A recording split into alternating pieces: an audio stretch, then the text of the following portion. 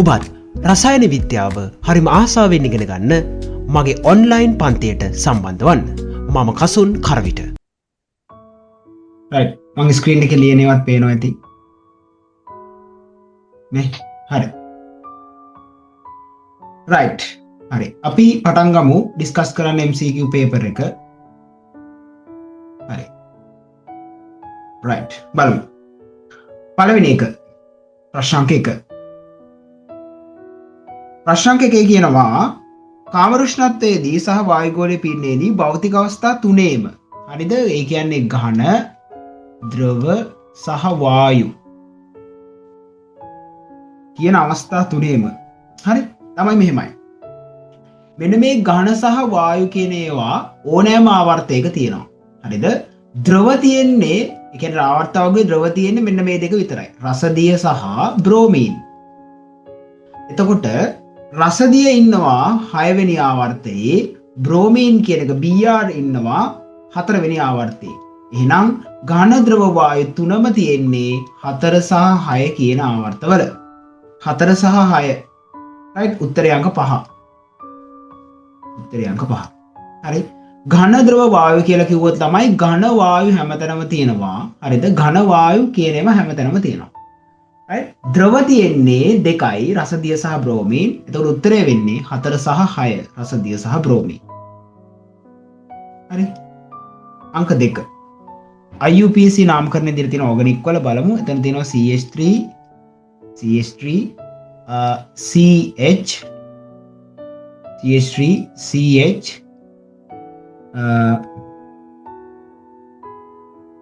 double bond C H ඊළඟට CH3 CH3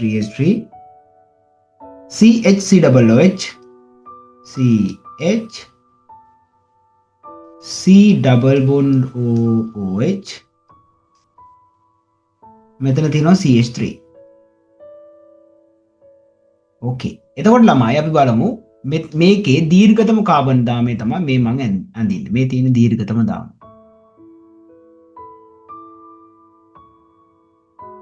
මේ තියෙන දීර්ඝතම දාම. හරිද? එතකොට මේකේ තියෙනවා මෙතන අංක 1 දැම්මොත් 1 2 3 4 5 6. හරි. එතකොට බලමු CH3 කාණ්ඩ දෙකක් තියෙනවා. එහෙනම් අපිට කියන්න පුළුවන් කවුද? 2 3 ඩයිමෙතිල් නේ. 2 3 ඩයිමෙතිල්. 2 3 ඩයිමෙතිල්. එතකොට 4 වෙනි ස්ථානයේ ද්විත්ව බන්ධනයක් තියෙනවා. එක්කෝ හෙක්ස් 4 ඊනොයික් ඇසිඩ් මේකේ තියෙන්නේ නම් අනිත් පැත්ත 4 හෙක්ස් ඊනොයික් ඇසිඩ්. 4 හෙක්සිනොයික් ඇසිඩ්. උත්තරය අංක 4. දෙකට උත්තරය අංක 4. හරිද? දෙකට උත්තරය අංක 4.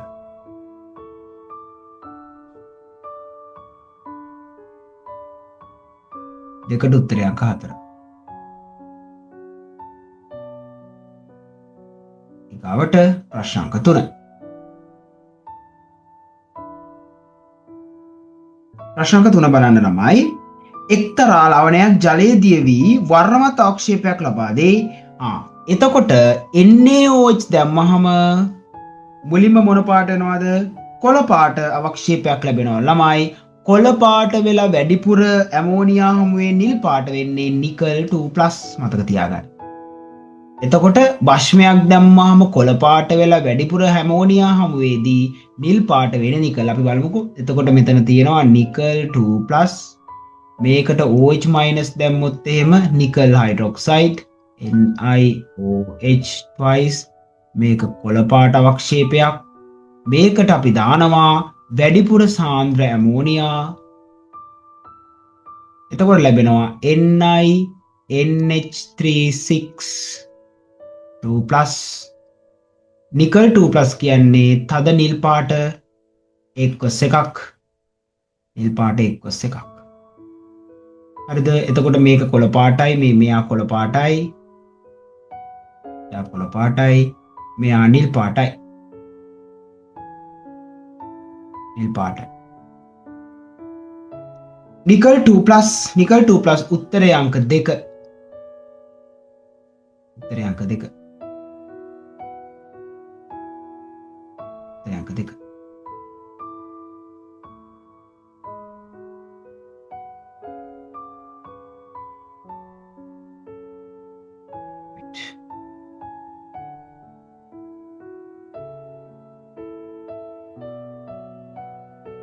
හරි.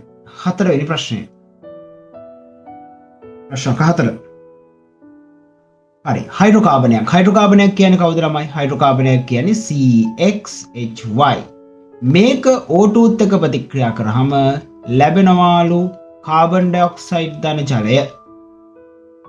එතකොට මෙතන X නම් මෙතනට කාබන් X, මෙතන Y නම් මෙතනට Y බෙදීම 2යි. එහෙනම් මෙතන O2 වෙනවා X ධන Y බෙදීම 4ක්. හරිද? එතකොට හයිඩ්‍රෝකාබනයකින් 100ක් එක්ක කාබන් ඩයොක්සයිඩ් කීයක් ලැබෙනවද ළමයි? කාබන් ඩයොක්සයිඩ් 300ක් ලැබෙනවලු. ජල වාෂ්ප 400ක් ලැබෙනවලු. එහෙනම් මේ දෙන්න අතර අනුපාතය 3ට 4යි. එහෙනම් CO2 3ට H2O 4යි. එහෙනම් කාබන් 3ට හයිඩ්‍රජන් 8යි. කාබන් 3ට හයිඩ්‍රජන් 8යි. උත්තරේ අංක 4. උත්තරේ අංක 4. මොකද මෙතන හයිඩ්‍රෝකාබනයක් නිසා කාබන් හයිඩ්‍රජන් පමණයි තියෙන්නේ. එතකොට අපිට මේ දෙන්න ගැන පමණක් සැලකුවාම ප්‍රමාණවත්. හරිද? මේ දෙන්න ගැන පමණක් සැලකුවාම ප්‍රමාණවත්. උත්තරේ අංක 4.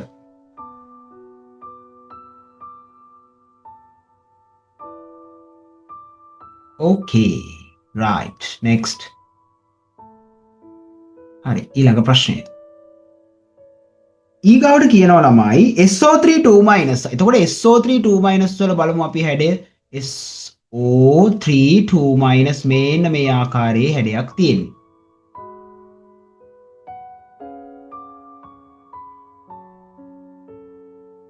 minus. එතකොට SO3 2- වල හැඩය පිරමිඩාකාරයි. එතකොට මේ පිරමිඩාකාර හැඩයට වෙනස් හැඩයක් තියෙන්නේ. උත්තරය මෙන්න මේක NO3-. NO3- කියන්නේ එයාගේ හැඩය තලීය ත්‍රිකෝණාකාරයි. NO3- වල හැඩය තලීය ත්‍රිකෝණාකාරයි.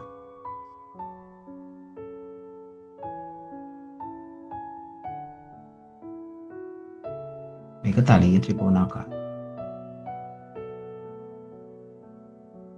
එතකොට සම්පූර්ණයෙන් වෙනස් හැඩයක් තියෙන්නේ. NO3-. එතකොට උත්තරේ අංක 5. උත්තරේ අංක 5. හරිද? 5. එතකොට 5ට උත්තරේ අංක 5. 5ට උත්තරේ අංක 5. ඊළඟ 6 වෙනි ප්‍රශ්නෙට එනවා. 6 එවන ලේසි ප්‍රශ්න ඈ. 6 වෙනි ප්‍රශ්නෙට එනවා. 6 වෙනි ප්‍රශ්නේදී කියන්නේ ළමයි ප්‍රශ්න 6 බලන්න. කැල්සියම් නයිට්‍රේට් වල කැල්සියම් 2+ අන්තර්ගතයේ දීලා තියෙනවා. නයිට්‍රේට් සාන්ද්‍රණය. රයිට්. හරි මම සම්පූර්ණයෙන්ම ක්ලියර් කරනවා ඈ. හරි. දැන් අපි බලමු. කැල්සියම් නයිට්‍රේට් කියන්නේ ළමයි CaNO3 twice. Calcium nitrate. Calcium nitrate අපිට ලියන්න පුළුවන් CaNO3 twice. මෙයාව කැඩෙනවා කොහොමද කැඩෙන්නේ? කැල්සියම් 2+ ධන 2යි NO3- ආකාරයට කැඩෙනවා. හරිද? ඕකේ.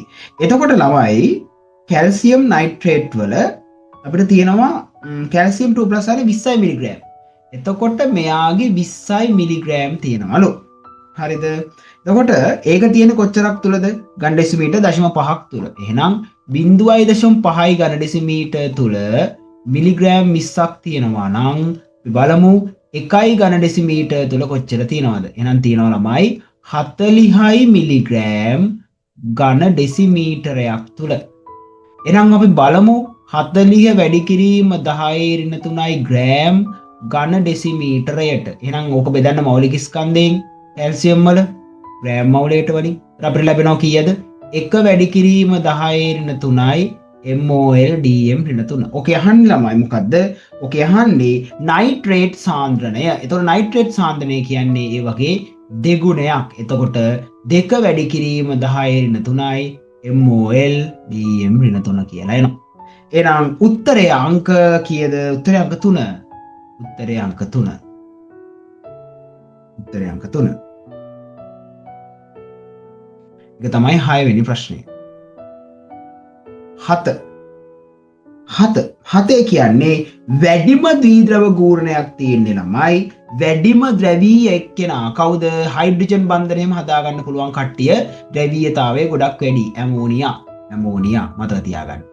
එතකොට ළමයි හයිඩ්‍රජන් බන්ධන හදන්න පුළුවන් වෙන්නේ ද්‍රවීයතාවයේ වැඩිම එක්කෙනා. එහෙනම් උත්තරේ වෙන්නේ උත්තරේ අංක 2 හයිඩ්‍රජන් ඇමෝනියා. උත්තරේ අංක 2 හයිඩ්‍රජන් බන්ධන හදාගන්න පුළුවන් ammonia.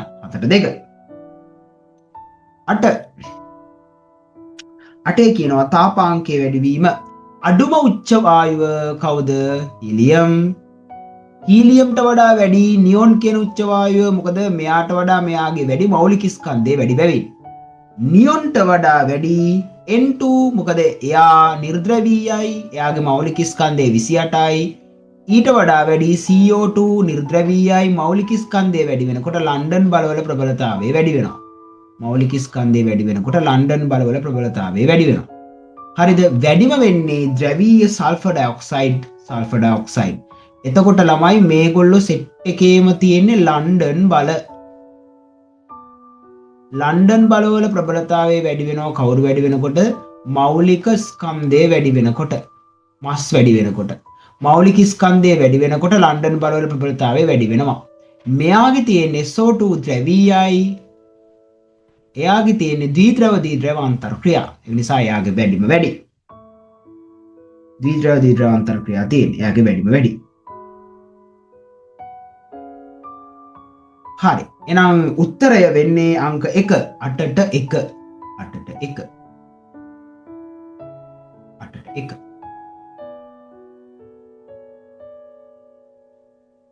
Okay, 9. Number 9. Sodium carbonate සහ සෝඩියම් හයිඩ්‍රජන් කාබනේට්. එතකොට සෝඩියම් කාබනේට් කියන්නේ Na2CO3, සෝඩියම් හයිඩ්‍රජන් කාබනේට් කියන්නේ NaHCO3. එතකොට සෝඩියම් කාබනේට් කියන එකේනා තාපස්ථායි. සෝඩියම් කාබනේට් Na2CO3 කියන එකේනා රත් කරාට වියෝජනය වෙන්නේ නැහැ. සෝඩියම් බයිකාබනේටය වියෝජනය වෙනවා සෝඩියම් කාබනේට් ධන කාබන් ඩයොක්සයිඩ් ධන ජලය. ඔය ආකාරයට වියෝජනය වෙනවා. එතකොට ළමයි ස්කන්ධය අඩුවීම කියලා කියන්නේ කාබන් ඩයොක්සයිඩ් සහ ජලය. එහෙනම් මෙයා X මවුල කියලා හිතන්න. මෙයා X මවුල කියලා හිතන්න. එහෙනම් X මවුල වැඩි කරන්න මෙයාගේ කාබන් ඩයොක්සයිඩ් වල මෞලික ස්කන්ධයෙන් 44න් එකතු කිරීම මෙයාගේ X මවුල වැඩි කරන්න එයාගේ මෞලික ස්කන්ධයෙන් 18න් ওই දෙකේ එකතුව සමාන වෙනවා අඩුවන ස්කන්ධය කීයද 0.31 ග්‍රෑම්. ඔක සුළු කරාම අපිට x හොයාගන්න පුළුවනි. අපිට x ලැබෙනවා ළමයි 0.005යි මවුල කියලා. ඔක තමයි x. x කියන්නේ 0.005යි. හරිද? හොඳයි. එහෙමනම් අපිට එයා 0.005යි නම් NaHCO3 ගාන ඒ වගේ දෙගුණයයි. 0.005 වැඩි කිරීම 2යි. 0.01 මවුල. හරිද? එතකොට NaHCO3 වල මෞලික ස්කන්ධය කීයද පුතේ? 84යි ග්‍රෑම් මවුලයට. එතකොට NaHCO3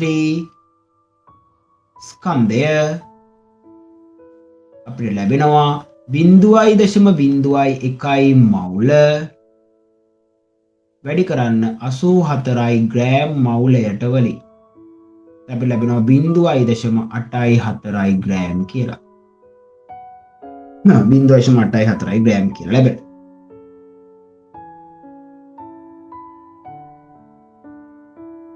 හරිද? 0.84යි ග්‍රෑම් කියලා ලැබෙනවා. අපෙන් අහන්නේ මොකද්ද? අපෙන් අහන්නේ ස්කන්ධ ප්‍රතිශතය නේද? ඒත් අපි ස්කන්ධ ප්‍රතිශතය ගත්තොත් එහෙම ළමයි මුළු ස්කන්ධය 4යි 4න් 0.84ක් අඩු කරාම එනවා අනිකාගේ ස්කන්ධය කියන්නේ 3.16යි ග්‍රෑම්. එතකොට ළමයි කොච්චර ස්කන්ධයකටද ඔක තියෙන්නේ? 4යි ග්‍රෑම් වලට 3.16යි ග්‍රෑම් නම් 100ට කීයද? අපිට ලැබෙනවා පිළිතුර ඔක සුළු කරාම 179යි කිය. 179 කිය. හරි ලේසි. අඩුපාඩු හදාගන්න. කොහොමද? මෙයා x කියලා හිතුවා, මෙයා x කියලා හිතුවා. හරිද? එතකොට මෙයාගේ ග්‍රෑම් ගාන හොයන මෞලික ස්කන්ධයෙන් වැඩි කරා, මෙයා ග්‍රෑම් ගාන හොයන මෞලික ස්කන්ධයෙන් වැඩි කරා. ඒ දෙකේ එකතුව සමානයි අඩුවන ස්කන්ධයට. අඩුවන ස්කන්ධේ 0.31යි. අපිට ලැබෙනවා x මවුල ගාන කීයද කියලා. x මවුල ගාන දන්නවා නම් ඒ වගේ දෙගුණයයි බයිකාබනේට් ගාන 0.01යි. දෙන්නේ CO3 ස්කන්ධය කියන්නේ 0.01 වැඩි කරන්න මෞලික ස්කන්ධයෙන්. ඒතකොට කීයද? 0.84යි. එතකොට මේකෙන් මේක අඩු කරන්න 1යි 3.16යි 4ට 3.16 නම් 179යි. 179.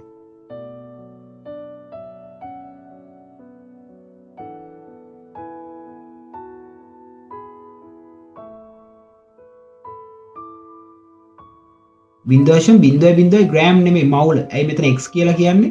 x කියලා කියන මවුල ගන්න. x කියන්නේ මවුල ගන්න.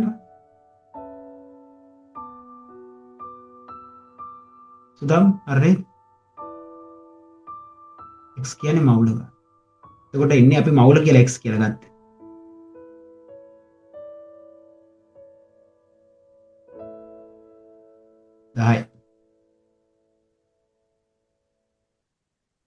දහය සත්‍ය නොවන්නේ ඉලෙක්ට්‍රෝන තරංගමය ලක්ෂණ සහ අංශුමය ලක්ෂණ දෙකම පෙන්වයි. ඔව් හරි. හරිද? එතකොට පරමාණුක ඉලෙක්ට්‍රෝන න්‍යෂ්ටිවත ඇති කාක්ෂික ලෙස හඳුන්වන අවකාශයේ තියෙනවා. හරි.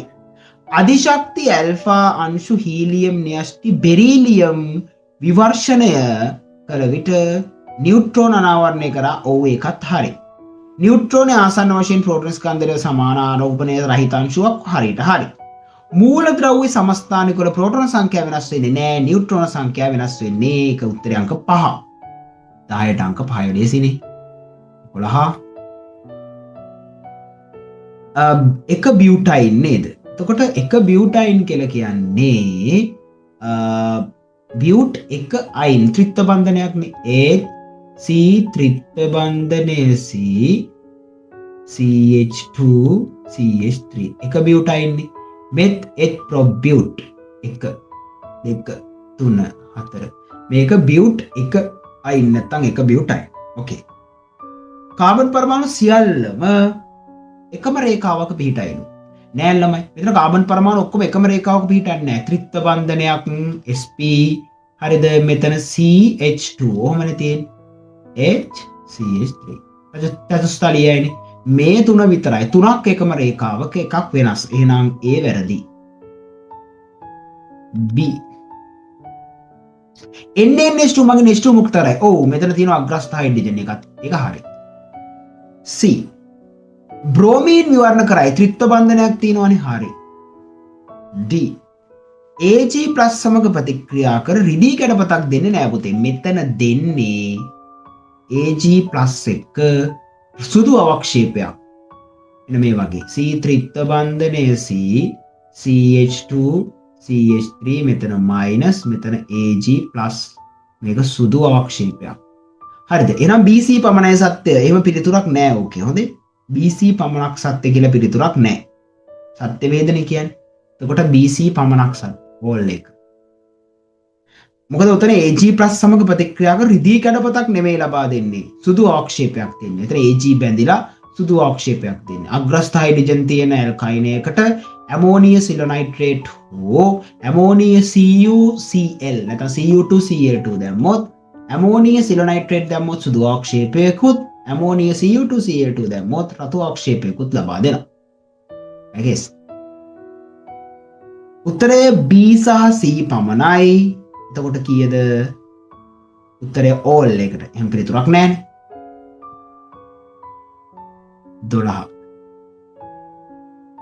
12 සත්‍ය වගන්තිය. සත්‍ය භගන්තිය. එතකොට ළමයි 1 2 3 4 හතරම වැරදි. හරිද? ආවර්තය 5 වෙනි පිළිතුර බලන්න. 5 වෙනි පිළිතුර.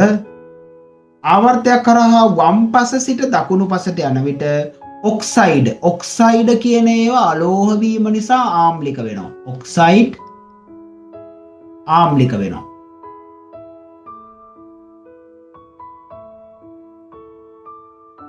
ආම්ලික වෙනවා. හයිඩ්‍රයිඩ්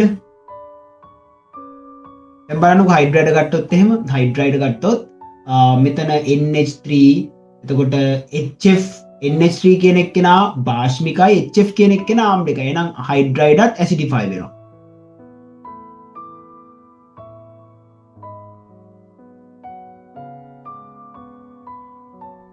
ඇසිඩිෆයි වෙනවා. එතකොට මේ දෙකම ආම්ලික වෙනවා. දෙකම ආම්ලික වෙනවා. හරි එතකොට ඔක්සයිඩ් සහ හයිඩ්‍රයිඩ් කියන දෙකම ආම්ලික වෙනවා මතක තියාගන්න. now උත්තරේ වෙන්නේ අංක 5 12ට 5. ලේසි ඈ 13 ටිකක් හොඳ ප්‍රශ්නයක්. අපි බලමු 13 වෙනි ප්‍රශ්නේ. 13 කියනවා NaNO3 වලින් අපවිත්‍ර වූ lead nitrate නියදයක් ගෙන ආක්ෂේපයේ සම්පූර්ණ තුළ H2S මුග්‍රණය කරනවා. හරිද? හා ඒතර අපි බලමු. කියනවා අපිට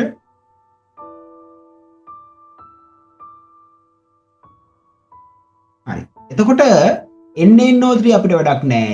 lead nitrate කියන එකට H2S දැම්මහම ලැබෙනවා lead sulfide ධන HNO3. හරි. එතකොට මෙතන 0.2 නේ. හරි. ඒක තමයි අවක්ෂේපය 0.2. ඒක බෙදන්න මොකද මෞලික ස්කන්ධෙන් 239යි ග්‍රෑම් මවුලේට වලින් බෙදන්න. එතන මෞලික ස්කන්ධයෙන් බෙදුවා අපිට එනවා 8.37 වැඩි කිරීම 10/4. 8.34 වැඩි කිරීම 10/4යි මවුල. හරිද? ඒක දැන් මේක ස්ටොයිකියෝමෙට්‍රි අනුව අපිට කෙලිම මෙයාව හොයාගන්න පුළුවන් කීයද 8.34 වැඩි කිරීම 10/4යි. 10/4යි මවුල. හරිද? එතන මුගේ මෞලික ස්කන්ධය කීයද? lead nitrate වල මෞලික ස්කන්ධය 331යි. මෞලික ස්කන්ධය 331යි ග්‍රෑම් මවුලේට. දැන් ඔය ග්‍රෑම් ගන්න හොයන්න 8.34 වැඩි කිරීම 10/4 මවුල වැඩි කිරීම 331යි ග්‍රෑම් මවුලේට. හරිද? එතකොට අපිට සුළු කරාම එනවා උතන 0.277යි. 2.77යි ග්‍රෑම්. හරිද? එතකොට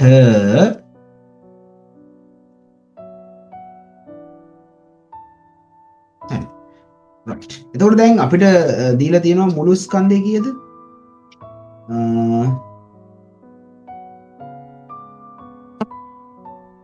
එතන මුළු ස්කන්ධය 331යි. එතකොට මෙතන මුළු ස්කන්ධය 0.331යි ග්‍රෑම් වලින් අදාළ ස්කන්ධය 0.277යි ග්‍රෑම් වැඩි කිරීම 100ට කීයද?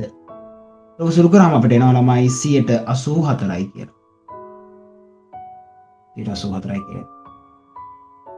ඔයාලා අපි කරේ lead sulfide වල මවුල ගාන හෙව්වා right හරි. එතකොට lead sulfide වල මවුල ගාන දන්නවනේ ස්ටොයිකියෝමෙට්‍රි අනුව lead nitrate වල මවුල ගාන හොයන්න පුළුවනි.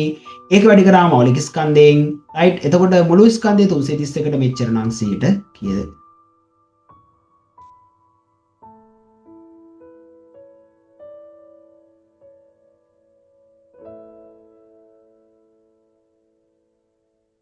සියට 84යි කියලා එනවා 13ට.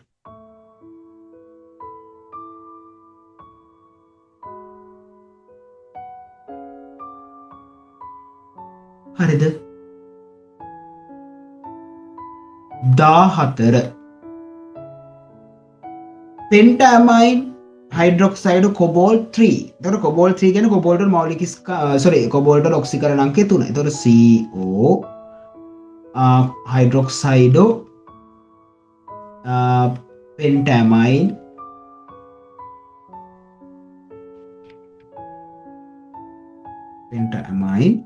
හරිද? nitrate 2. එතකොට මෙතන 2 plus වුණාම මේ OH minus එක එහාට ගියාම මෙතන ධන 3ක ඔක්සිකරණ අංකයක් එනවා. උත්තරේ අංක 3. උත්තරේ අංක 3.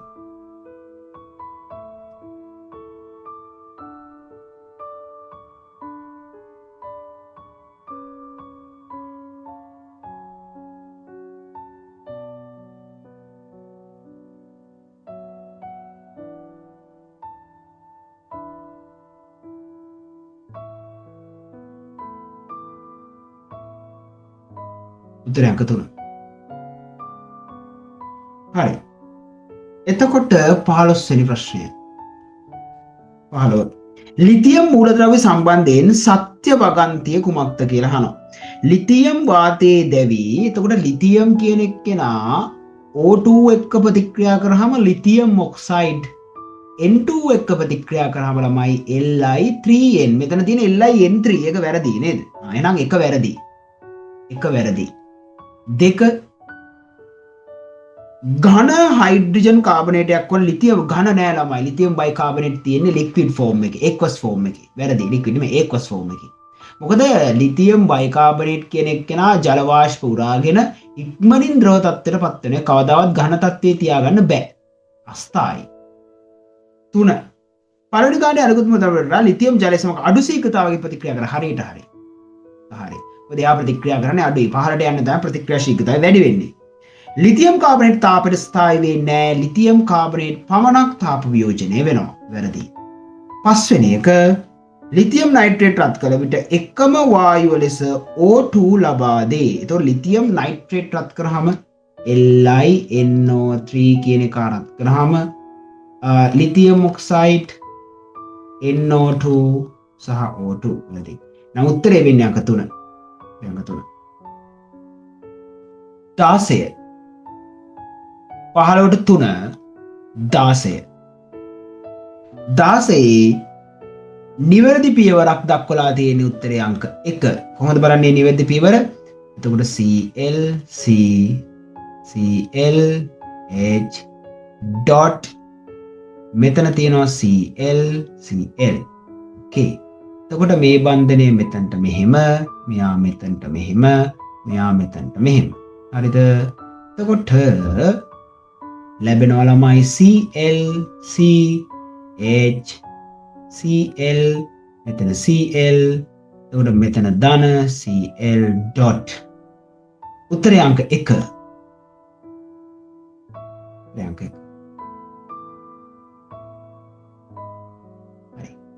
ළමයි මේ අද මගේ Zoom එකේ තියෙන්නේ ළමයි මේ ලිමිටඩ් පැකේජ් එක. මම තාම මේ පාර ගන්න උන්නේ නැහැ තාම මේ අර මේ මොකද්ද පැකේජ් එක ගත්තේ නැහැ. මම තාම පේඩ් එක ගත්තේ නැහැ. ඒක නිසා තව විනාඩි 10කින් මේ සෙෂන් එකක් ඉවර වෙනවා. එතකොට ඊළඟ සෙෂන් එක එහෙම මම පටන් ගන්නවා ලින්ක් එක දාන්නම්. හරි ඔයගොල්ලෝ මේ ලින්ක් එක through log වෙන මේක කට් වුණාට පස්සේ 17. එතකොට 17 තියෙනවා ළමයි හයිඩ්‍රජන් විමෝචන වර්ණාවලිය. අපි බලමු දීලා තියෙන උත්තරේ. දීලා තියෙන්නේ මෙන්න මෙහෙම උත්තරයක්. දීලා තියෙන ඔන්න උත්තරයක්. මෙතන තියෙනවා. නෑ මම ලින්ක් එක දාන්නම්. හොඳේ. ලින්ක් එකක් අලුත් ලින්ක් එකක් දාන්නම් group එකේ. ඒ ලින්ක් එක through log වෙන්න. හරි. එතකොට දැන් මේකේ තියෙන්නේ හයිඩ්‍රජන් විමෝචන වර්ණාවලිය මේ මෙහෙම කතන්දරයක්. ඔන්න මෙහෙම එකයි. ඊළඟට මෙහෙම එකයි. ඊළඟට මෙහෙම එකයි.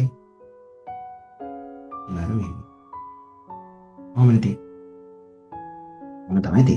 එතකොට ළමයි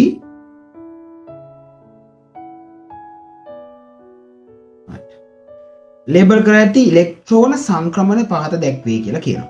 එතකොට මින් කුමක් සහරි. දැන් මට කියන්න දැන් මේ පැත්තට යනකොට මොකද්ද වෙනවා කියලා තියෙන්නේ? මේ පැත්තට යනකොට ලැම්ඩා වැඩිවීම දක්වලා තියෙනවා. ලැම්ඩා වැඩිවීම දක්වලා තියෙනවා. එතකොට දැන් ලැම්ඩා වැඩි වෙනවා කියලා කියන්නේ ළමයි මොකද වෙන්නේ? ලැම්ඩා වැඩි වෙනවා කියලා කියන්නේ ශක්තිය සහ සංඛ්‍යාතය අඩු වෙනවා. හා ඒ කියන්නේ ළමයි එන්න මොකද වෙන්නේ? දැන් මේ පැත්තට යනකොට තරංගායාම මේ පැත්තට යනකොට මේ රේඛාතර පරතර අඩු වෙනවා.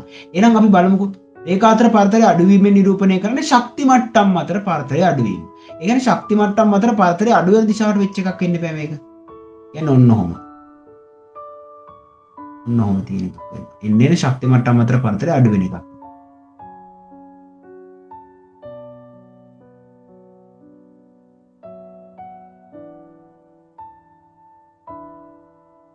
හරි රයිට්. එතකොට දැන් බලන්න එහෙනම් පළවෙනි එක. එහෙනම් පළවෙනි එක වෙන්න ඕන.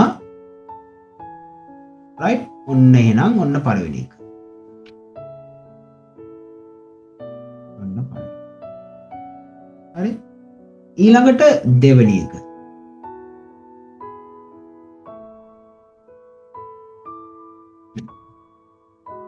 ඔන්න පළවෙනි.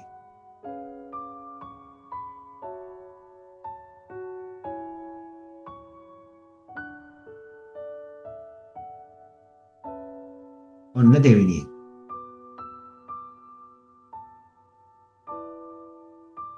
ඔන්න තුන්වෙනි එක.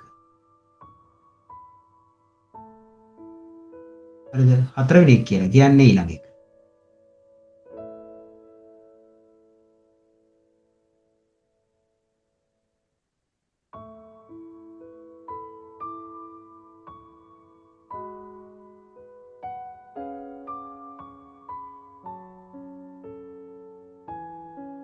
ඔන්න හතරවෙනි එක. හරි. එහෙනම් මේකට උත්තරය වෙන්නේ උත්තරය අංක 3.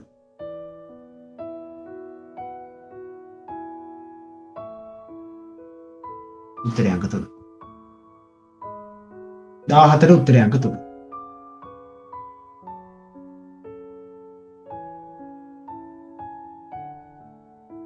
ඒ කියන්නේ ළමයි ශක්ති මට්ටම් අතර පරතරය අඩුවීම තමයි උතර නිරූපණය කරලා තියෙන්නේ.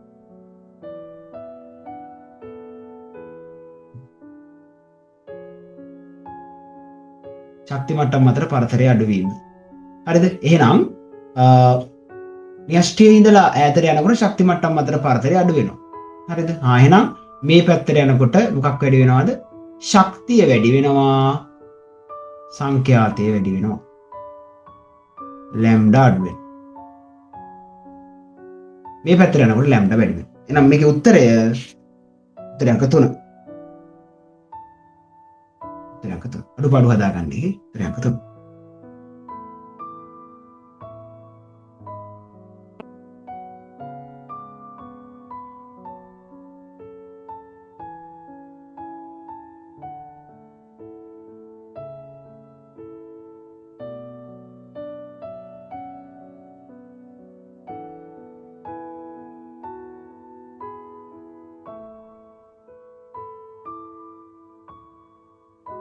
Hello. ඔව්. ඔව් රාජකම් කියන්න. කියන්න. මම ක්ලාස් එකේ ඉන්නේ කියන්න.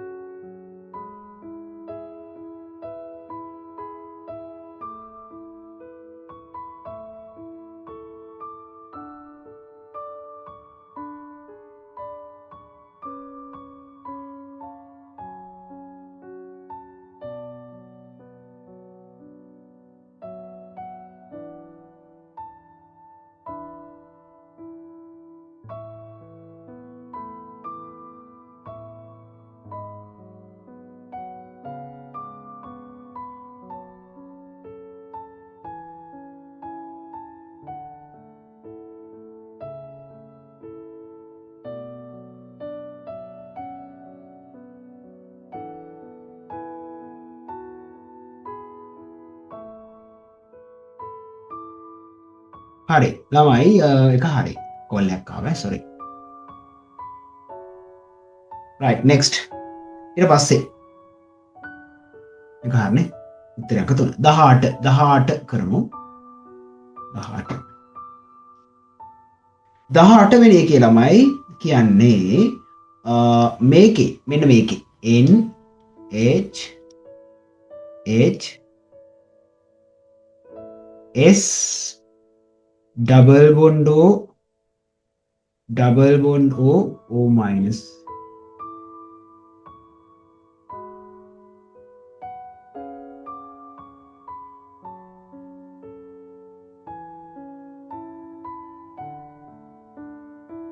හරිනේ එතකොට මෙතන ළමයි දැන් මෙතන නයිට්‍රජන් කියන එක න වඩා විද්‍යුත් ඍණයි. එතකොට මේ පැත්තට ඉලෙක්ට්‍රෝන ඇදෙනවා. ඒතර මෙයාගේ ඍණ තුනයි. මේවෙන් ඔක්කොම යන්නේ එළියට ඔක්සිජන් දිශාවට සහ නයිට්‍රජන් දිශාවට. එතකොට මෙයාගේ ධන 6යි. දැන් නයිට්‍රජන් මත ඍණ 3යි. සල්ෆර් මත ධන 6යි. එහෙනම් උත්තරේ වෙන්නේ උත්තරේ අංක 2.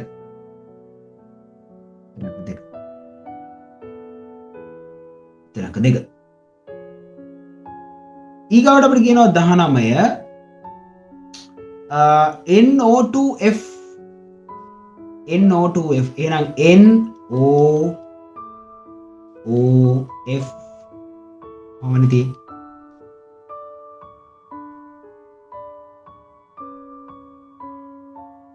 මෙතන ප්ලස් මෙතන මයිනස්. ඒතර මේක මොන බන්ධනයක්ද? මේක දායක බන්ධනයක්. ඒතර අපිට ඕක ආයෙ අඳින්න පුළුවන් N double bond O F දායක බන්ධනය O කියලා. එතන එතකොට ප්ලස් දාන්නේ.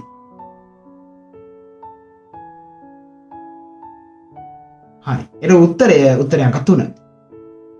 උත්තරය අංක 3. හරි. ළමයි දැන් තව ස්වල්ප වෙලාවකින් මේ සෙෂන් එක ඉවර වෙනවා. හරිද? එතකොට අපි 19ක් සාකච්ඡා කරා. right 19 ඉඳලා ඉදිරියට මම ඊළඟට ඒවල ලින්ක් එකෙන් ඔයගොල්ලෝ ලොග් වෙන්න. හරි. එතකොට මේ උත්තරය අංක 19. හොඳයි. දරුවනේ අපි දැන් සාකච්ඡා කරන්නේ ප්‍රශ්නාංක 20. ප්‍රශ්නාංක 20 තමයි සාකච්ඡා කරන්නේ බලමු.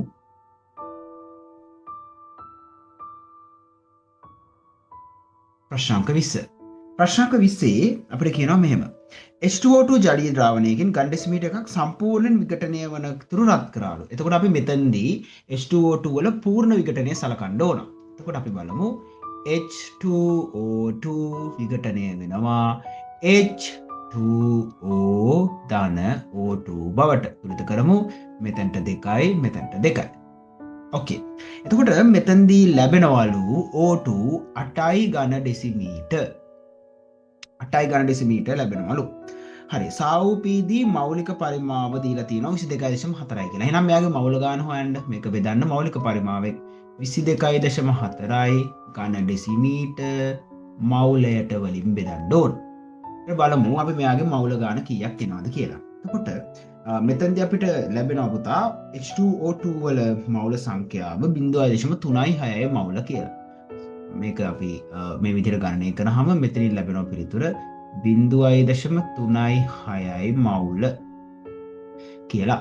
right. එතකොට ස්ටොයිකියෝමෙට්‍රි අනුව මෙයාගේ මෞල ගාන ඒ වගේ දෙගුණයයි 0.72යි මෞල 0.72යි මෞල.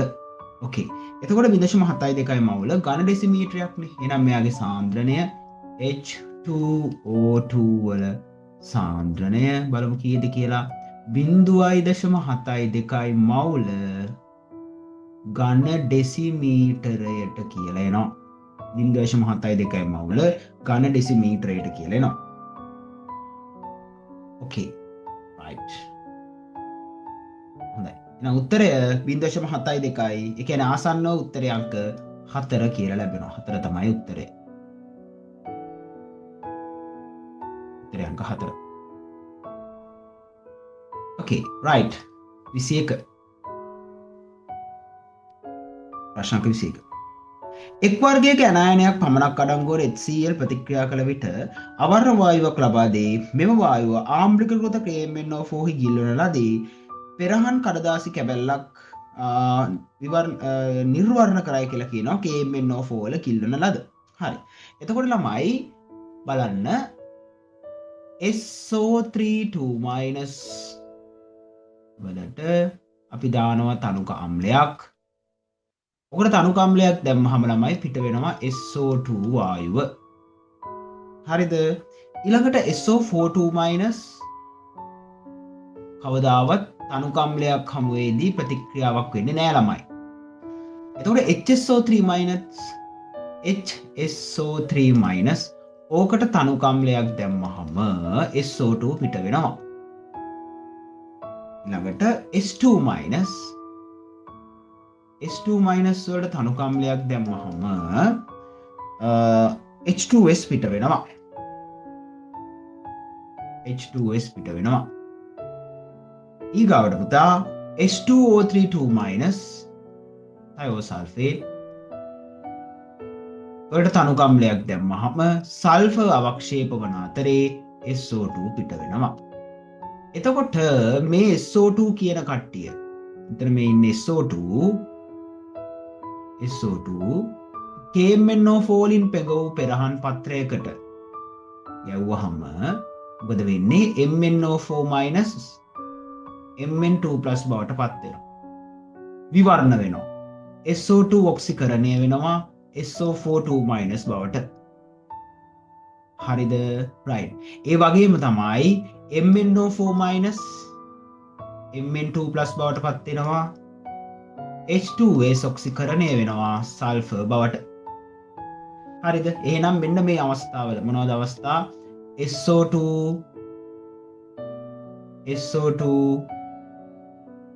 H2S ඔය තියෙන අවස්ථා හැම එකකම KMNO4 වලින් පෙඟවූ පෙරහන් කඩදාසිය විවර්ණ වීමක් බලා ගන්න පුළුවන්. එතකොට උත්තරේ වෙන්නේ SO42- වල තමයි. එහෙම වෙන්නේ නැත්නම් එහෙනම් පිළිතුර අංක 2. ආන්සර් එක අංක 2. එහෙනම් 21ට උත්තරය අංක 2 කියලා ගන්න පුළුවන්. 21ට උත්තරය අංක 2 කියලා ගන්න පුළුවන්. මොකද SO42- තනුක අම්ලයක් හමුවේදී කිසිදු ප්‍රතික්‍රියාවක් බලා ගන්න බැරි නිසා. හරි 21 හරි. 22 ලිං ජලයේ සාම්පලයක තියෙනවලු මෙන්න මෙහෙම ඇනායන. ඒ සාම්පලයකින් මිලිලීටර් 25ක කොටසක් දර්ශකය ලෙස මෙතිල් ඔරේන්ජ් යොදා ගනිමින් අනුමාපනය කරනවලු. හරිද? එතකොට බියුරිට්ටු පාඨාංකය 5යි කියලා කියනවා. right? ලිං ජලයේ తాවකාලික කඨිනත්වය අහනවා ළමයි ppm වලින්. හරි. දැන් බලන්න කාබනේටය CO3 කාබනේටයට තනුක අම්ලයක් දැම්මහම ඒ කාබනේටය බයිකාබනේටය බවට පත් වෙනවා. මේ බයිකාබනේටය තවදුරටත් තනුක අම්ලයක් හමුවේදී හරිද ලැබෙනවා CO2 ධන ජලය. මේකට අපි කියන්නේ පළවෙනි අර්ධෝදාසීනීකරණය, මේක දෙවෙනි අර්ධෝදාසීනීකරණය. එතකොට right දැන් අපිට මෙතන බලන්න මෙතන දැන් පළමු අර්ධෝදාසී දැන් අපිට කියන්නේ බයිකාබනේටය නේද? දැන් බයිකාබනේටයට වැය වෙන අම්ල ප්‍රමාණය බලන්න මේකට දාන්න N = Cv. එතකොට මෙයාගේ සාන්ද්‍රණය කීයද? 0.1. 0.1. වැඩි කිරීම 5 වැඩි කිරීම 10^3 මිලිලීටර් 5ක් ඇවිල්ලා තියෙනවා. එතකොට 5 වැඩි කිරීම 10^5යි මවුල. හරි. එතකොට බයිකාබනේටයත් 5 වැඩි කිරීම 10^5යි මවුල. එතකොට මෙතනින් ලැබෙන කාබනේටය බලන්න. කාබනේටය 5 වැඩි කිරීම 10^5යි මවුල. හරි. දැන් ඕක තියෙන මිලිලීටර් කීයක් තුලද? මිලිලීටර් 25ක් තුල. මිලිලීටර් 25ක් තුල කාබනේටය තියෙනවා නම් 5 වැඩි කිරීම 10^5ක් මවුල. හරිද? එහෙනම් අපි බලන්න ඕනේ කීයක් තුල තියෙන ප්‍රමාණයද? 1000ක් තුල තියෙන ප්‍රමාණය. මිලිලීටර් 1000ක් තුල තියෙන ප්‍රමාණය. එතකොට අපිට සාන්ද්‍රණය හොයාගන්න පුළුවන් කාබනේට් වල. මොකද මේ කාබනේටය කියන්නේ පළමු අර්ධෝදාසීනීකරණයෙන් ලැබෙන එක. එතන කාබනේටේ ඔහොම බැලුවහම අපිට එනවා සාන්ද්‍රණය කීයද? මේක 25යි මෙතන 40යි. එතකොට 5 වරක් 4 200යි. 200 වැඩි කිරීම 10 ඍණ 5යි MOL DM ඍණ 3 කියලා ලැබෙනවා. දැන් MOL DM ඍණ 3 MG DM ඍණ 3 බවට පරිවර්තනය කරන්න ඕන. දැන් මේ තියෙන්නේ MOL DM ඍණ 3 නේ. right මේක ppm කරන්න ඕන. හොඳට මතක තියාගන්න MOL DM ඍණ 3 ppm කරන්නේ කොහොමද? 200 වැඩි කිරීම 10 ඍණ 5 MOL DM ඍණ 3. මුලින්ම මේක ග්‍රෑම් බවට පත් කරන්න ඕන. වැඩි කරන්න CA. CI ග්‍රෑම් මවුලයට වලින් වැඩි කරන්න. මවුල මවුලයට කැපෙනවා. අපිට ලැබෙනවා කීයද? මේ 200යි බිංදු 2යි 10යි 5යි. ඒ කියන්නේ මේ බිංදුවට මේ බිංදුවට මේ බිංදුවට මේ බිංදුවට මේක කැපෙනවා. එතකොට ඉතුරු වෙන්නේ 10 ඍණ 1යි. ඒ කියන්නේ 0.2යි ග්‍රෑම් ඝන ඩෙසිමීටරයට. ඔක වැඩි කරන්න කීයද? දැන් ඔය ග්‍රෑම් මිලිග්‍රෑම් කරන්න එපා. 10න් වැඩි කරා. එතන අපිට ලැබෙනවා 200යි mg dm ඍණ 3 හෙවත් 200යි ppm. එතන උත්තරේ ලැබෙන්නේ 200යි ppm 200යි ppm. 200යි ppm කියන්නේ බලන්න ආන්සර් කීයද කියලා. උත්තරේ අංක 1. අංක 1. අංක 1. හරි. හොඳ ප්‍රශ්නයක්. 200යි ppm කියලා ලැබෙනවා උත්තරේ අංක 1. 200යි ppm. මේ වගේ ගණන් වල අපි සලකන්න ඕනේ ළමයි මොකද්ද සලකන්නේ? 1යි ppm කියලා කියන්නේ 1යි mg dm ඍණ 3 කියලා සලකන්න ඕන. 1යි ppm කියන්නේ 1යි mg dm ඍණ 3 කියලා සලකනවා. හොඳ ප්‍රශ්නයක්. හරි 23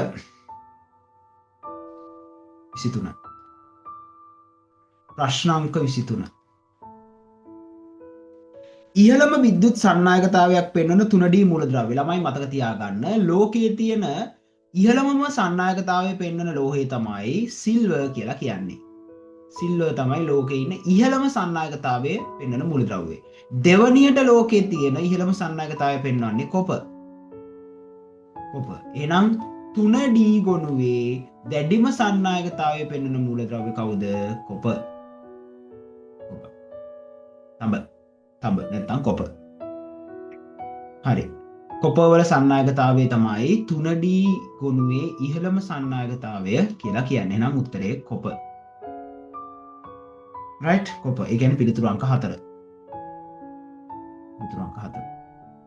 ලෝකයේ වැඩිම එක්කෙනා සිල්වර් 3D මූලද්‍රව්‍ය වලින් වැඩිම එකක් කොපර්.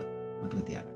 ඒකට හේතුව තමයි ළමයි කොපර් වල ඉලෙක්ට්‍රෝන වින්‍යාස 1s2 2s2 2p6 3s2 3p6 3d10 4s1 නේ. මේකනේ භූමි අවස්ථාව. එතකොට මේ තියෙන ඉලෙක්ට්‍රෝනය ලිහිල්ව බැඳිලා තියෙන්නේ. මේක පහසුවෙන් ඉවත් කරන්න පුළුවන්. එතකොට පහසුවෙන් ඉලෙක්ට්‍රෝන එක ඉවත් වෙන්න පුළුවන් කියලා කියන්නේ එතන සන්නායකතාවය ගොඩක් වැඩි. මොකද මෙතන ස්ථායි වින්‍යාසයක් වෙන්නනවනේ මෙයා ඉවත් කරාම. ඒක නිසා මේක ඉතාල ලිහිල්ව බැඳිලා තියෙන්නේ. ඒ නිසා මේක පහසුවෙන් ඉවත් කරන්න පුළුවන්. ඒකයි හේතුව.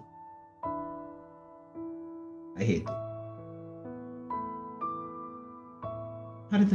ඕකේ. next 24 කියනවා ළමයි අරය වැඩි වෙන අණුපිළිවෙල. ඒක නම් හරිය ලේසියිනේ. ආවර්තයක් ඔස්සේ වමේ සිට දකුණට යනකොට අරය කුඩා වෙනවා. ඒකට හේතුව ඉලෙක්ට්‍රෝන පිරෙන එකම ශක්ති මට්ටමකට ඊට අමතරව න්‍යෂ්ටික ආරෝපණය වැඩි වෙනවා. ආවර්තයක් ඔස්සේ වමේ සිට දකුණට. කාණ්ඩයක් ඔස්සේ පහළට යනකොට අරය වැඩි වෙනවා. කාණ්ඩයක් ඔස්සේ පහළට යනකොට අරය වැඩි වෙනවා. ඒ තමයි කේස් එක. හරිද? right. දැන් 24 වෙනි ප්‍රශ්නෙට උත්තරේ බලමු. 24. right? අරය වැඩි වෙන්නේ. එතකොට අඩුම වෙන්නේ කාබන්. මොකද එයාගේ ශක්ති මට්ටම් ගන්න අඩුයි.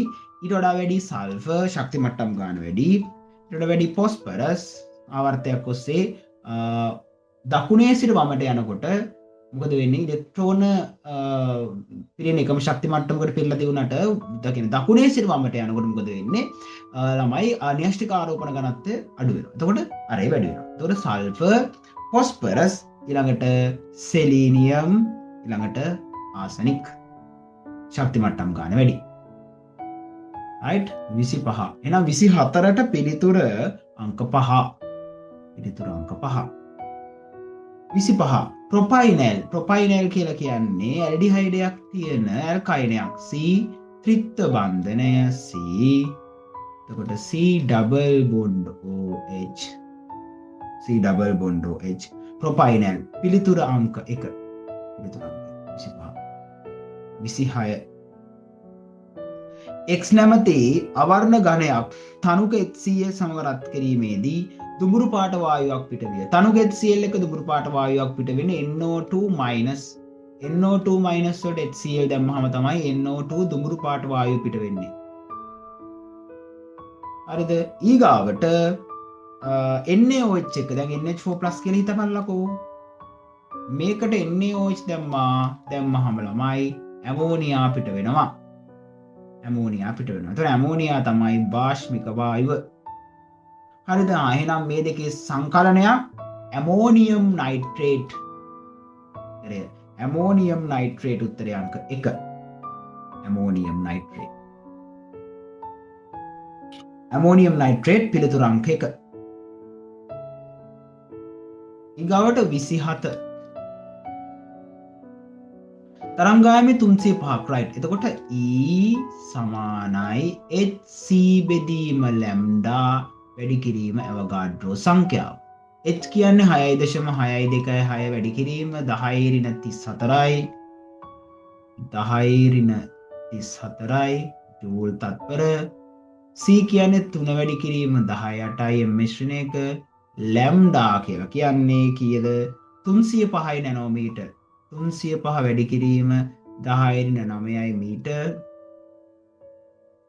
ඇවගාඩ්‍රෝ සංඛ්‍යාව 6.022 වැඩි කිරීම 10^23.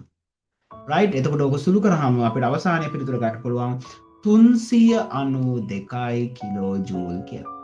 392 කිලෝ ජූල්. 392 කිලෝ ජූල් කියලා පිළිතුර ගන්න පුළුවන්.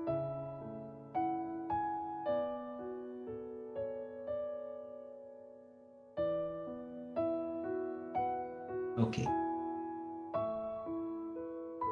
28 n සමානයි 3යි. n සමානයි 3යි කියලා කියන්නේ මේකේ තියෙනවා s උපශක්ති මට්ටම, p උපශක්ති මට්ටම සහ d උපශක්ති මට්ටම. හරිද? එතකොට s උපශක්ති මට්ටමේ බලන්න කාක්ෂික 1යි. p වල තියෙනවා කාක්ෂික 3ක්. D වල තියෙනවා ළමයි කාක්ෂික 5ක්.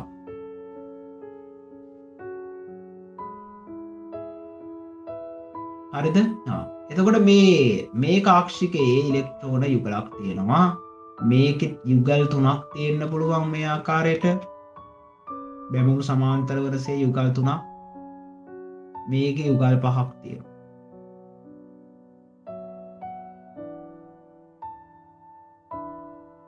හරි.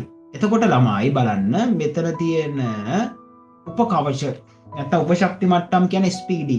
නම් උපකවච කීයද? උපකවච 3යි SPD.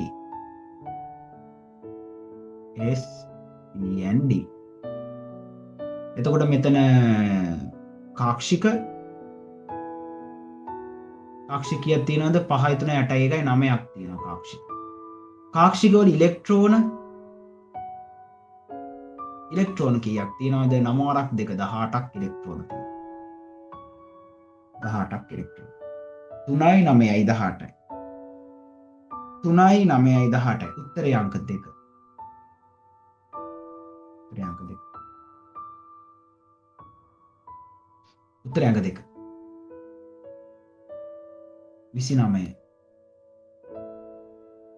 අසත්‍ය ප්‍රකාශය. එතකොට ළමයි 29ට පළවෙනි 4 සත්‍ය වෙනවා. අසත්‍ය ප්‍රකාශය වෙන්නේ උත්තරේ අංක 5. ඒ පස්වෙනි එක බලන්නකෝ. ප්‍රධාන ශක්ති මට්ටම් පිළිවෙලින් සම්පූර්ණයෙන් පිරීම. ළමයි ශක්ති මට්ටම් පිළිවෙලින් පිරෙන්නේ නැහැ. කොහොමද පිරෙන්නේ? අවස්භාව මූලධර්මයට අනුව මුලින්ම 1s 2s 2p ඊළඟ 1s2 2s2 2p6 3s2 3p6 ඊළඟට 4s පිරලා තමයි 3d පිරෙන්නේ. පිරුණට පස්සේ මොකෝ වෙන්නේ? මේ දෙන්න මාරු වෙනවා. එහෙනම් අනුපිළිවෙලෙන් පිරෙන්නේ නැහැ හැමතිස්සෙම. පිරිලා ඉවර වෙලා මොනව වෙන එකද වෙන්නේ? මාරු වෙන එකයි වෙන්නේ. හරිනේ. එහෙනම් අනුපිළිවෙලින් පිරීම කියන එක වැරදි ළමයි. එහෙනම් පස්වෙනි උත්තරේ තමයි වැරදි උත්තරයකට ගන්න වෙන්නේ.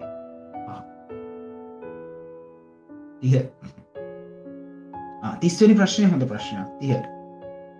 30 බලන්න ළමයි. ඔක තියෙනවා මොනවද තියෙන්නේ? ස්ට්‍රොන්ටියම් කාබනේට්. එතකොට ඕක රත් කරාම ස්ට්‍රොන්ටියම් ඔක්සයිඩ් සහ කාබන් ඩයොක්සයිඩ්. ඊළඟට බේරියම් කාබනේට්. මේ බේරියම් කාබනේට් කියන එක රත් කරාම බේරියම් ඔක්සයිඩ් සහ කාබන් ඩයොක්සයිඩ් කියන එක ලැබෙනවා. හරිද? එතකොට දැන් අපි හිතමු මෙතන ස්ට්‍රොන්ටියම් කාබනේට් X කියලා.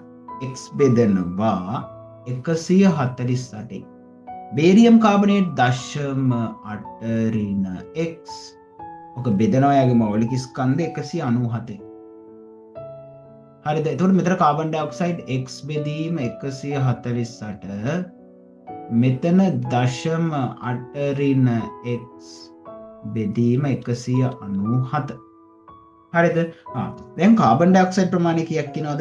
ගන්න දෙසිමට 0.112යි කියලා කියනවා. එතකොට X යට 148 එකතු කිරීම 0.8 ඍණ X යට 197 ඔය දෙන්නගේ එකතුව සමාන වෙනවා 0.112 බෙදීම 22.4යි. ඝන ඩෙසිමීටර් මවුලයට. මෙයාට කැපෙනවා. එහෙනම් මවුල ලැබෙනවා අතනින් කීයද කියලා CO2.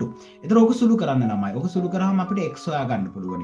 ඔක සුළු කරාම x එනවා 0.56යි කියලා. 0.56යි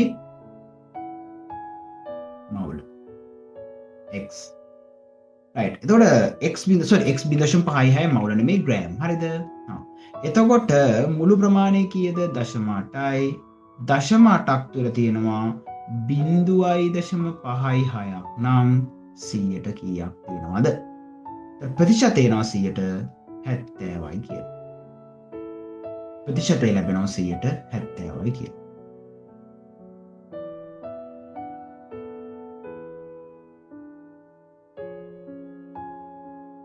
හරි.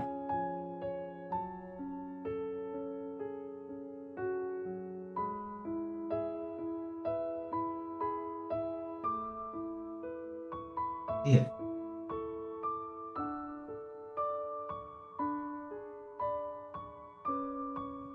ඉස්සක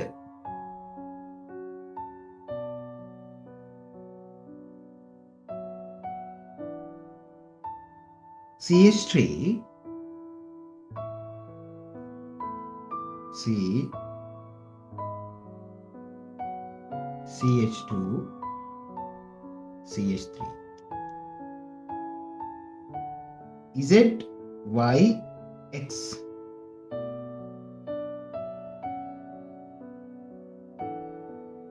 හරි.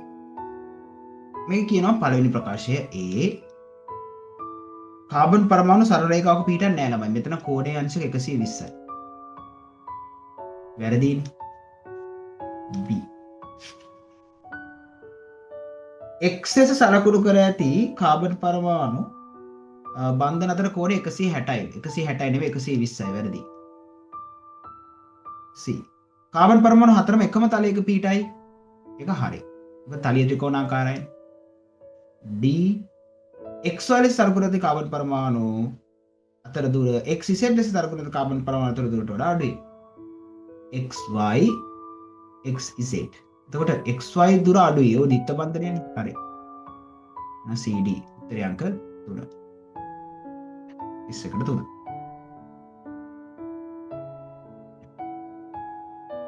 දෙක CH3 CH2 C double bond H. HCN සමග ඉලෙක්ට්‍රෝෆීලික ප්‍රතික්‍රියා දක්වන්නේ නැහැ. මේවා දක්වන්නේ නියුක්ලියෝෆීලික ප්‍රතික්‍රියා. ඉලෙක්ට්‍රෝෆීලික ප්‍රතික්‍රියාවට සහභාගී වෙන්නේ ඇල්කීන, ඇල්කයින වගේ ඒවා සහ බෙන්සීන්. හරිද? ඒ වැරදි. B. right ළඟට B. Y ලෙස සලකුණු කරන ලද කාබන් පරමාණුවට සම්බන්ධ වී ඇති හයිඩ්‍රජන් පරමාණු ආම්ලික ලක්ෂණ පෙන්වයි. right එතකොට දැන් මෙතන Y නේ, Y කියන්නේ බීටා කාබන් නේ. නෙමෙයි, ආම්ලික ලක්ෂණ පෙන්වන්නේ ඇල්ෆා කාබන්. වැරදි. මෙයාගේ ආම්ලික ලක්ෂණේ ගොඩාක් අඩුයි. මෙයා තමයි ආම්ලික ලක්ෂණේ පෙන්වන්නේ. ඒකනේ අයඩෝල සංකරණය වෙන්නේ. වැරදි. C. සෝඩියම් බෝරෝ හයිඩ්‍රයිඩ් සමග ඇල්කොහොලයක් සාදයි. හරි. D. ඇමෝනියම් සිලු නයිට්‍රේට් එක ඔක්සිකරණය වී කාබොක්සිලික් අම්ලය සාදයි. එතකොට ඇමෝනියම් සිලු නයිට්‍රේට් එක ඔක්සිකරණය වී කාබොක්සිලික් අම්ලය සාදයි කියන එක හරි. මොකද ඒක ඇමෝනියම් සිලු නයිට්‍රේට් දැම්මහම CH3 CH2 C double OH බවට පත් වෙනවා. මේක ඔක්සිකරණය වෙනවා Ag+ Ag බවට පත්. Ag+ Ag බවට පත්. 33. හරි. එතකොට ඒක පිළිතුර බලන්න. ඒකේ උත්තරය එතකොට උත්තරේ වෙන්නේ C සහ D. C සහ D කියන්නේ උත්තරේ අංක 3. අර D එකේ වෙන්නේ රිදී කැඩපත සෑදී.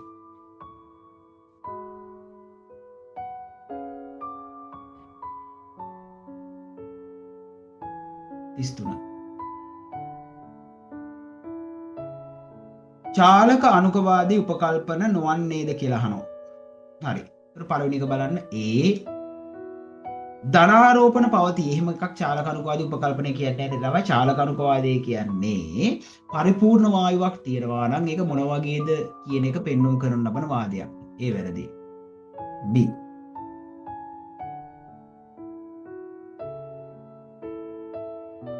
වායු අණු ඉතා කුඩා බැවින් ගණනය කිරීමේදී පරිමාණ සලකා හරි. ඔව් ඒක හරි. පරිමාණ සලකා හරි. C. වායු අණු අතර ගැටුම් පූර්ණ ප්‍රත්‍යස්තයි. ඔව්. D. එහි උෂ්ණත්වයේදී සියලුම වායු අණු චාලක ශක්තිය සමාන වෙන්නේ නැහැ ළමයි. චාලක ශක්තිය නියත වෙනවා. චාලක ශක්තිය නියත වෙනවා. එතකොට BC උත්තරේ අංක 2. 34. රදර්ෆර්ඩ්ගේ ස්වර්ණපත්ත පරීක්ෂාවෙන් සත්‍ය ප්‍රකාශය A න්‍යෂ්ටි ලෙස හඳුන්වනු ලබන කුඩා ප්‍රදේශයක සියලු ධන ආරෝපණ පවතී. ඒක හරියනේ ළමයි. ඒක හරි. රාශිභූත වෙලා තියෙනවා කෝ සියලු ස්කන්ධ නැත්නම් සියලු ධන ආරෝපණ කුඩා න්‍යෂ්ටි කියලා ප්‍රදේශයකට. හරි. ඒකෙන් එයා හොයාගත්තා එයාගේ න්‍යෂ්ටික ආකෘතිය. ඒක හරි. B. විශාල හිස් අවකාශයක් පරමාණු තුළට තියෙනවා ඉලෙක්ට්‍රෝන චලනය මෙහෙමනේ කියන්නේ ඉලෙක්ට්‍රෝන චලනය වෙමින් පවතින හිස් අවකාශය. නෑ ඔතන මෙහෙමයි. ඔතන ඉලෙක්ට්‍රෝන චලනය වෙමින් කතන්දරයක් එයා කිව්වේ නැහැ. එයා කිව්වේ පදාර්ථයේ වැඩි ප්‍රමාණයක් හිස් අවකාශ කිව්වා. එයා උපකල්පනය කරා ඒවායි ඉලෙක්ට්‍රෝන තියෙනවා කියලා. ඔය කතන්දරේ හරි විදිහට ගන්නත් පුළුවන්. හැබැයි ළමයි ඔය ඉලෙක්ට්‍රෝන චලනය වෙමින් පවතින කතන්දරයක් කිව්වේ නැහැනේ එයා. එයා කිව්වේ වැඩි ප්‍රමාණයක් හිස් අවකාශ කියලා. කෙනෙක්ට ඔක තර්ක කරන්න පුළුවන් වැරදි ප්‍රකාශයක් විදියට. අපි ඒක හරි කියලාම ගමු. මොකද ඒක වැරදි ප්‍රකාශයක් විදිහට තර්ක කරනවට වඩා අර එයා මෙහෙමයි කිව්වේ වැඩි ප්‍රමාණයක් හිස් අවකාශ ඒ හිස් අවකාශ කියලා කිව්වා පස්සේ එයාගේ න්‍යෂ්ටික ආකෘතිය හොයාගන්නකොට එයා ඒ හිස් අවකාශවල ඉලෙක්ට්‍රෝන තියෙනවා කියලා උපකල්පනයක් කරේ. එයා මුලින්ම කිව්වේ නෑ. හරිද? එතකොට ප්‍රකාශ සත්‍ය වේද කියලා කියන්නේ. නෝ. ඒක කමන්නේ. ඒක හරි කියලා ගන්නත් පුළුවන්. කෙනෙක්ට අර ඉලෙක්ට්‍රෝන කතන්දර නිසා ඒක වැරදි කියලා ගන්නත් පුළුවන්. 100ක් හරි නෑ. හරිද? C. තොම්සන්ගේ පරමාණු ආකෘතිය පිළිගත නැහැ. ඒක ප්‍රතික්ෂේප වුණා. C. D. ඉලෙක්ට්‍රෝන නියමිත කාක්ෂිකවල ගමන් කළ හැකි බව ඉලෙක්ට්‍රෝන කාක්ෂිකවල යනවා කියලා එයා කතන්දරයක් කිව්වේ නැහැ. ඒක වැරදි. right. එතකොට මේකේ ළමයි උත්තර විදිහට ගන්න පුළුවන් AB 1 කියලා කෙනෙක්ට ගන්න පුළුවන්. අර ඉලෙක්ට්‍රෝන කතන්දරේ නිසා ඒ පමණක් 5 කියලා ගන්නත් පුළුවන් කෙනෙක්. බොහෝ පහ.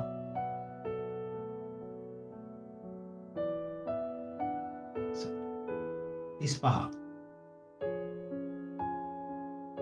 උත්ප්‍රේරක සම්බන්ධයෙන් අමලංගු වේද කියලා අහනවා. ඒ රසායනික ප්‍රතික්‍රියාවකදී එන්තැල්පිය වෙනස් කරයි කියලා කියනවා. එන්තැල්පිය වෙනස් කරයි කියන එක වැරදි. උත්ප්‍රේරකයෙන් බෑ එන්තැල්පිය වෙනස් කරන්න. B. සක්‍රිය ශක්තිය අඩු කරන්නේ නැහැ ළමයි. අඩු සක්‍රිය ශක්තියක් සහිත විකල්ප මාර්ගයක් සපයනවා. B. C. රසායනික ප්‍රතික්‍රියාවකදී ෂය නොවේ. ඕ එක හරි. D. ඒ සමතුලිතතාවයේදී රසායනික ප්‍රතික්‍රියාවකදී ඉදිරි සහ පසු ප්‍රතික්‍රියා දෙකෙහිම සීගතා එකම සාධකයකින් වැඩි කරයි. ඔව්. හරි. උත්තරේ C සහ D තුන. 36. විද්‍යුත් ඍණතාව සම්බන්ධයෙන් කුමන ප්‍රකාශ සත්‍ය වේද කියලා අහනවා. පරමාණුවක් තමා වෙත ඉලෙක්ට්‍රෝන ආකර්ෂණය කර ගැනීම නෙමෙයි විද්‍යුත් ඍණතාවය කියන්නේ බන්ධන ඉලෙක්ට්‍රෝන තමාගේ දිශාවට ආකර්ෂණය කර ගැනීම. ඒ වැරදි. B.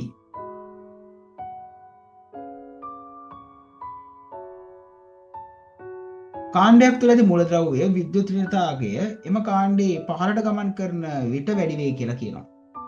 ඒක වැරදි. C. පහළට ගමන් කරන විට විද්‍යුත් ඍණතාවය අඩු වෙනවා. C. ඉලෙක්ට්‍රෝන පිරෙන ආසන්නම බාහිර කවචවල විද්‍යුත් ඍණතාවයන් වැඩි. ඔව් උත්තරය ෆ්ලෝරින් වගේ කට්ටියගේ විද්‍යුත් ඍණතාවයන් වැඩි ළමයි අර ලිතියම් බෙරිලියම් වලට වඩා. හරි. D.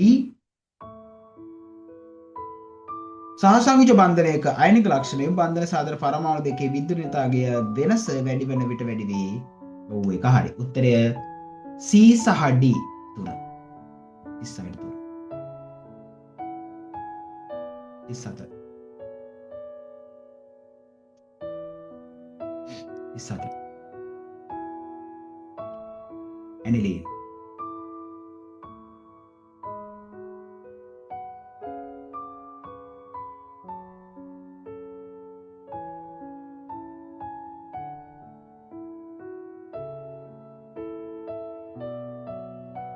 මෙතන Cl Br Br Br.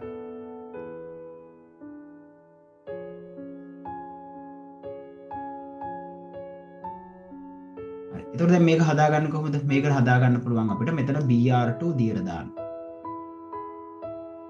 Br2 දියර දැම්මහම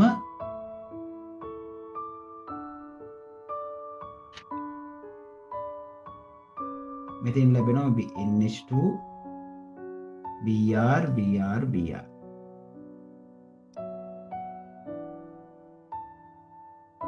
හරි. ඊළඟට මේකට දාන්න NaNO2 එක්ක HCl බිඳුව 5 උෂ්ණ.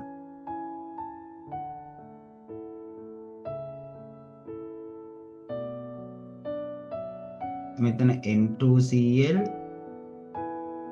මෙතන Br Br Br.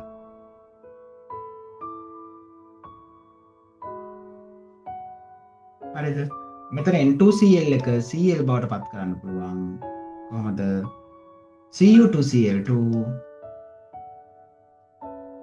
සාන්ද්‍ර HCl. Cu2Cl2 සාන්ද්‍ර HCl.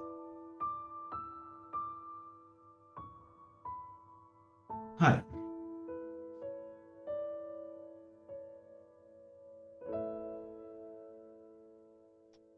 තිසට. හරි. මෙතන තියෙනවා හීලියම් සහ නියොන් සමාන ස්කන්ධ.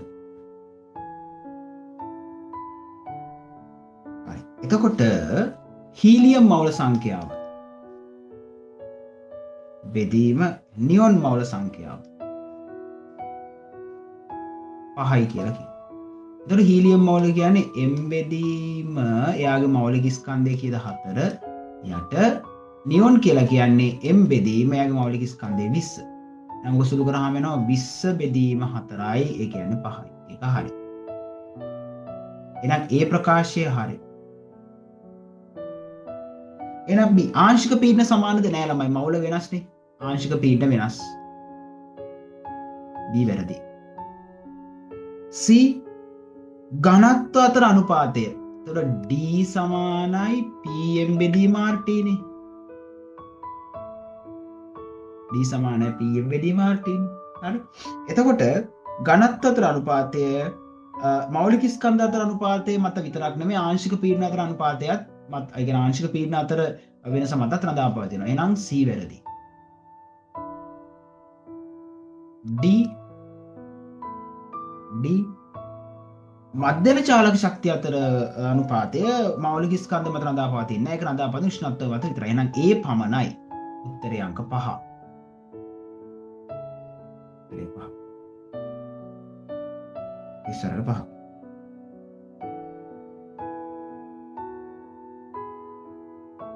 ඉස්ලාමයේ සත්‍ය ප්‍රකාශය FeSO4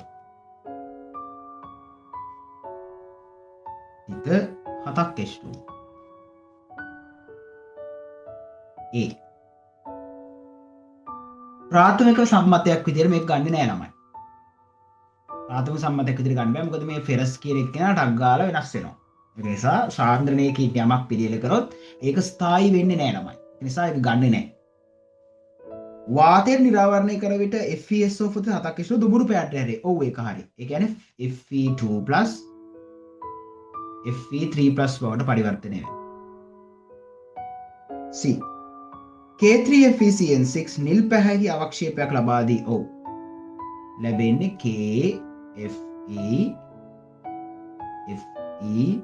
KFeCN6 ප්‍රශීයන් නිල් පාට. හරි. D Ki සමග අයඩීන් හදන්න බෑ ඒ ෆෙරික් වලට. එහෙනම් BC උත්තරේ අංක 2. BC අංක 2. 40. ධන කිරණ ගැන සත්‍ය ප්‍රකාශය. ඒ කැතෝඩ කිරණ සමග සොයාගත්තලු එක හරි. කැතෝඩේ පසුපස පෙදෙස දක්නට ලැබි දීප්තියට හේතුවේ හරි. B ඉලෙක්ට්‍රෝන ඉවත්වීමෙන් හැදුනලු හරි. ඒවා අවශේෂ වායුවේ ස්කන්ධයෙන් ස්වායත්ත වේ නෑ. ස්කන්ධය මත රඳා පවතිනවා. වැරදි. D විද්‍යුත් චුම්බක ක්ෂේත්‍ර බලපෑමට ලක් නොවේ ලක් වෙනවා. වැරදි. 40. එක උත්තරේ. 41.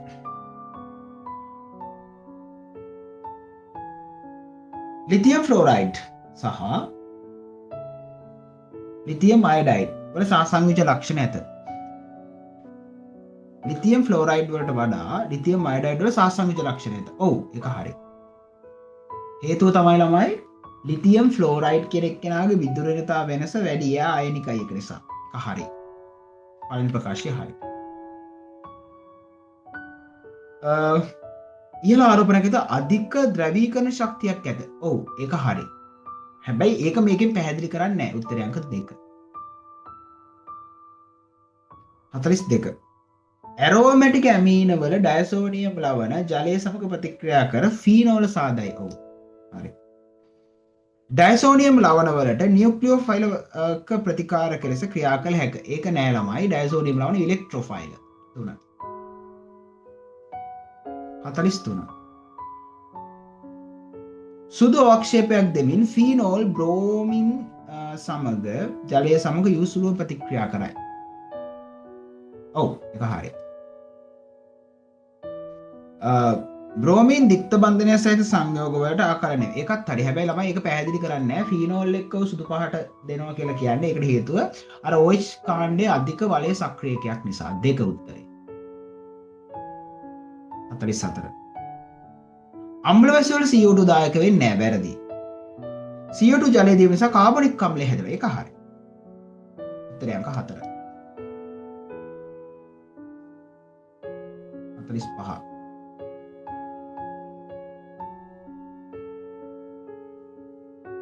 රසායනික ප්‍රතික්‍රියාවකදී සක්‍රිය ශක්තිය දී සක්‍රිය ශක්තියට වඩා වැඩි ශක්තියක් සහිත සියලු අණු ඵල ලබා දී. ඒක වැරදි ළමයි. මොකද සක්‍රිය ශක්තිය විතරක් නෙමෙයි බලපාන්නේ ගැටුම් බලපානවා. හරිද? සඵල ගැටුම් වැඩි වෙන්න ඕන. සියලු රසායනික ප්‍රතික්‍රියාවලදී ප්‍රතික්‍රියාවල ශක්තියට වඩා වැඩි ශක්තියක් කරහා යන්න ඕන. අනිවාර්යෙන් ඕන මේක යන්න ඕන ළමයි. මොකද මෙහෙම තියෙන හිතන්නකෝ මෙන්න මෙහෙම තියෙන එකක් මෙන්න මෙහෙම තියෙන එකකට ගෙනියන්න ඕනේ කියලා. නැත්නම් පහළ තියෙන එකකට ගෙනියන්න ඕනේ කියලා. අනිවාර්යෙන්ම මෙන්න මෙහෙම පොඩි හරි කන්දක් නැගලා මෙතනට එන්න ඕන. ඔය කන්ද උස කවදාවත් ඒ කියන්නේ ඔක මෙහෙම වෙන්න බෑ. කොහොම වෙන්න බෑ. හරිද? මෙහෙම පොඩි කඳු ගැටයක් නැගලම මෙතනට එන්න ඕන. උත්ප්‍රේරක දැම්මත් අනිවාර්යෙන්ම පොඩි ශක්තියක් හරි දෙන්න ඕන. 45 4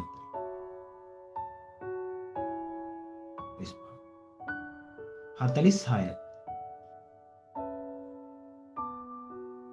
ජලීය ද්‍රාවණයක Fp ධන 3 සාන්ද්‍රණය සැලිසිලික් භාවිතා කර නිර්ණය කරන්න පුළුවන්. ඔව් එතන හැදෙනවා අයන්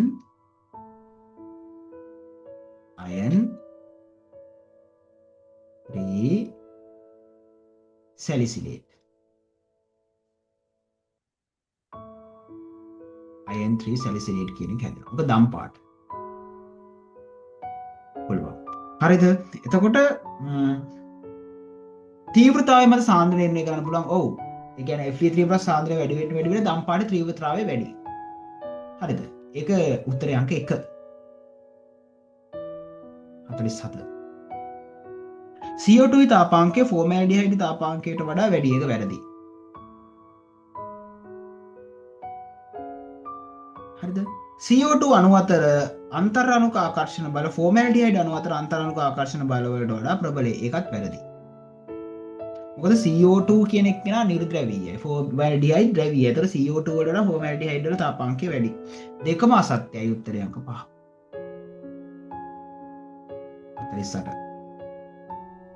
ද්‍රාවිත ඔක්සිජන් ප්‍රමාණය ජල දූෂණය කිරීමේ මිනුමක් නොවේ කියන එක හරි.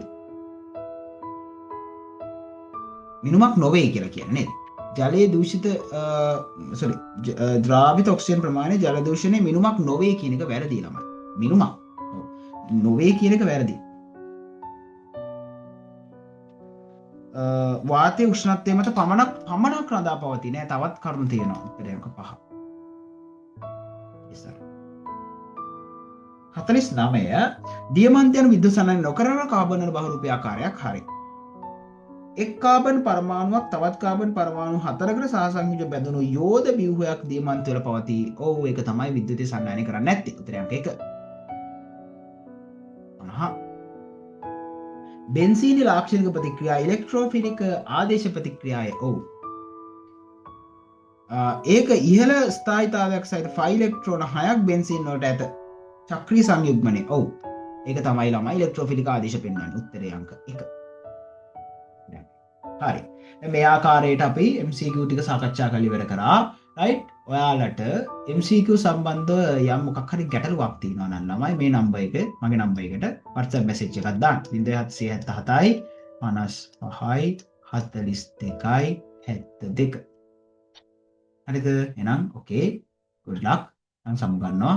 ආයි නැවත හම්බෙමු ඊළඟ ඩිස්කෂන් එකේ. වැඩිදුර විස්තර සඳහා ඔබ අමතන්න 0777යි 55යි 42යි 72. එහෙනම් යාළුවනේ ඔබට ජය. හයියෙන් කියන්න ළමයි කෙමිස්ට්‍රි හරියට ගොඩ දාගන්න කොහෙටද අපි යන්න ඕනේ? කසුන් සර්ගේ ඔන්ලයින් කෙමිස්ට්‍රි පන්තියට.